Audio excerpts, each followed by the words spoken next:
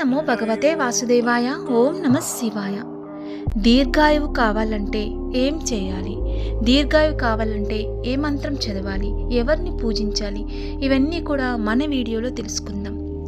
దీర్ఘాయువు కావాలంటే ఓం త్రయంబకం యజామహే సుగంధిం పుష్టివర్ధనం ఉర్వారకమివ బంధనాతన్ మృత్యో ప్రోక్షీయ మామృతాత్ అని ఇది శివ మంత్రము.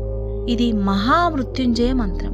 ఈ మంత్రము అపమృత్యువును తొలగించడమే కాక దీర్ఘాయువుని, శాంతి, సౌఖ్యం, ధనధాన్యాలు, సంపద, సంతోషం ప్రసాదించే పవిత్రమైన మంత్రం.